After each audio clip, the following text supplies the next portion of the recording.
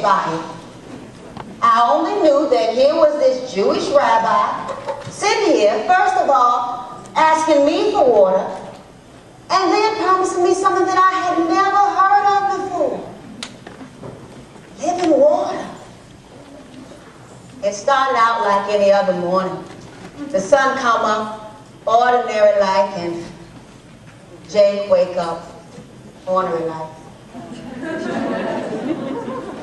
I had learned to stay away from Jake on mornings like that. Mornings when the night before's wine flared his temper and soured his breath. I shuddered as I heard him lift the water jar to the basin, knowing exactly what I'd hear. Lazy, good for nothing. Water jar's empty again. Woman, I told you, this water jar is supposed to be full to the top. Woman been lying around doing nothing again, ain't you? And don't you be giving me that sob story about how you can't go to the well when the other women's there. And listen here. This here water jar better be full to the top and sitting right here where it belongs by the next time I'm in need of washing up. You hear me?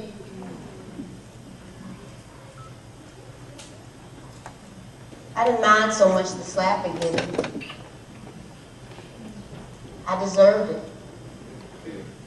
A woman's job is to keep the water jar full to the top.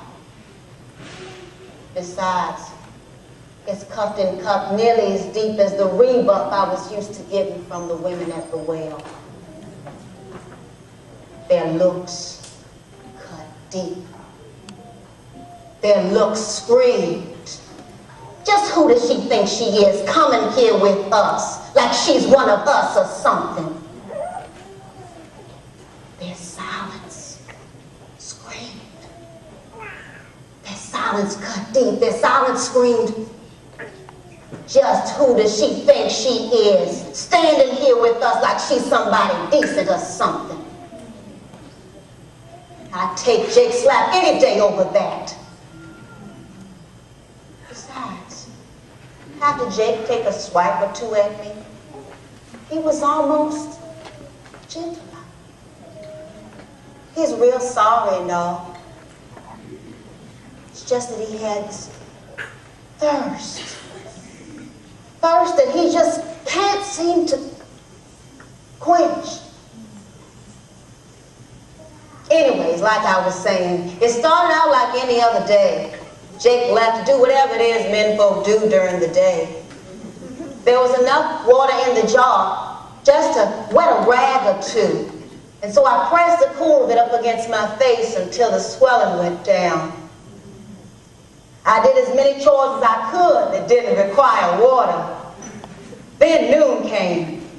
And about then I knew it was time to head to the well. See, evening is the time for most to draw water. Ain't none too many on the streets at high noon. It's the best time to avoid those who like to keep you at a distance. Since I don't have anybody to walk or talk with, I like to pass the time fairy tale.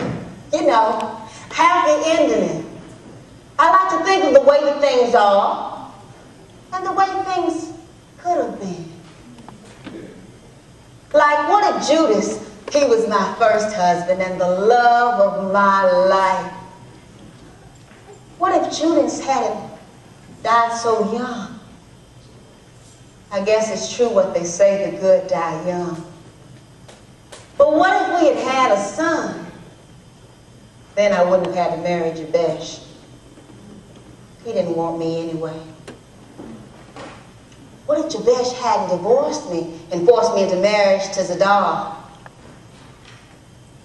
What if Zadar hadn't died? He was a good man. Whole, but a good man.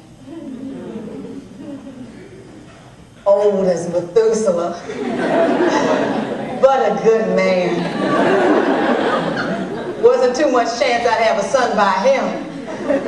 But he was a good man. What if my marriage to Levi had worked out? Wasn't too much chance for that either. He was a mean-spirited man. What if I had never married Jabbar? What if Deborah hadn't caught Jabbar's fancy after we were married? What if Jabbar hadn't run off with Deborah to who knows where before obtaining a divorce decree from the elders of the city? What if Jake and I could marry and have a son who is brighter and faster and handsomer than any of the sons of those who had cut me down? My son would have Jake's thirst for the good things in life without his thirst for wine. My son would have my love for people without their disdain for me. My son would marry a fine young lady who would do me the honor of drawing water from the well for me. Fairy tale, happy ending.